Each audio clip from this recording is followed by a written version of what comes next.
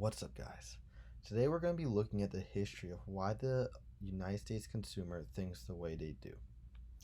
Everything I'm about to present comes from a book I just read, The Psychology of Money, which I highly recommend. Great read. So, let's begin. To understand how consumers think today, we must first understand the history of how we got here in the first place. And this story can really begin at the end of World War II. The year is 1945, and World War II has just ended. The New York Times labeled this the happiest day in American history. However, times were very uncertain. The question is, what happens now? 11% of the United States population served in the war. Their average age was 23 years old. Where were these people going to work, and where were they going to live? Additionally, the United States was in an incredible amount of debt that came from financing the war effort. Things were very uncertain at this time. In 1946, the Council of Economic Advisors did come forth to President Truman with a report saying that the United States will be in a recession as big as the 1930s recession in the next 1 to 4 years. So, we responded. The first thing we did was we kept interest rates incredibly low. This was not easy. This was not an easy decision because it set inflation to double digits. However, the decision primarily came because we want to keep financing the $6 trillion we spent in the war to be as low as possible.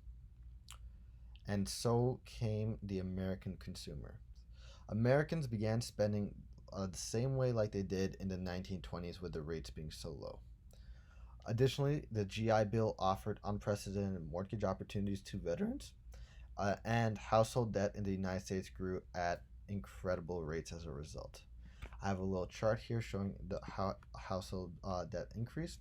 We went from 29.5 billion in 1945 to 331.2 billion in 1965. However, we were entering an economic boom. The 1930s was the hardest economic production the United States had to face. However, there was a silver lining here. It did lead to productivity levels that were not realized till the 1950s. The Great Depression set forth innovation and productivity that was not realized till later, mainly due to the 30s being a very low time for Americans in general due to the recession, then the 40s being not great either due to World War II. However, by the 1950s, the United States consumer realized how many cool inventions America had, such as new appliances, phones, and air conditioning, to just name a few. It was almost impossible to buy these products during the war since factories weren't making them. They were funding the war effort. They were making warships, guns, etc. The demand for these new products is what gave veterans jobs and what helped the economy thrive throughout the 50s. The question of what the veterans were going to do once they came home was answered. Here I'm going to quote Morgan Housel because I think he says it perfectly in the book.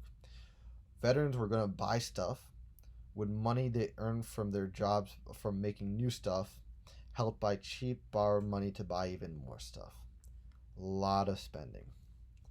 Additionally, we had equality like never seen before. Keyword here being never seen before. The world was not equal in the 1950s, but it was much more equal than it ever was in prior generations. So, 1950s. The country got rich by making the poor less poor. The gap between the rich and poor was the lowest it's ever been in history. The wages of the bottom 20% grew by almost the same amount as the top 5%. Women began holding jobs outside the household, and in fact, by 1965, they represented 40% of the labor force. Again, gonna note again, not equal. There was still lots of inequality between minorities and women, but much more equal than times were in prior generations. And yeah, the lifestyles across America were very similar. Normal people drove Chevys, the rich people drove Cadillacs. Everyone at night turned on maybe different TVs, but they were both watching the same thing. So we had a generation of equality. We're still in the 50s. Debt is rising like it's never. Actually, debt is rising like as before, but it's still very high levels. However, the thing to note here is that income is rising along with that debt, uh, and the ratio of debt to income is remaining stagnant. So the insane growth of United States household income leveled out the increased debt people were taking on. The majority of debt came from household mortgages. Home ownership in the 1970s was at 62%, back from an increase of around 9% from 1945. A very important thing to know here that's going to be referenced a lot later is that people were beginning to have a cultural acceptance to taking on a lot of debt just because income at this time was so high. And now we're in the 70s and things begin cracking. Inflation begins surging. To counter this, the Federal Reserve increased short term interest rates to 8% in 1973 from 2.5% a year earlier. Things are not going great. The economy is going south. However, people, especially those who did not experience generations prior to the 50s, are rooted in an ideology that everyone was meant to be equal. And not necessarily equal wages, but more equality in lifestyle. You shouldn't look at someone who's extremely rich and see a lifestyle much more different than what you have. And this became what people were used to in this time period. Now we're in the 80s. We have Ronald Reagan as president. GDP in the 80s until under Ronald Reagan was the most it's ever been since the 50s. So the economy was definitely booming under Reagan. However, this was a different economy than we ever had before, and growth was different now than it was in the 50s. Between 1993 and 2012, the top 1% saw their income grow 86.1%. However, the bottom 99% saw a growth of around 6.6%. We're going to say this a couple times throughout this video. This is not meant to be a political video. These are just the facts of what happened. You could agree, you could disagree. I really don't care. Okay, so America was used to, the key thing here is America was used to believing that all classes were meant to have a similar lifestyle. However, that was not the case. The lifestyle between the rich and the poor was starkly different.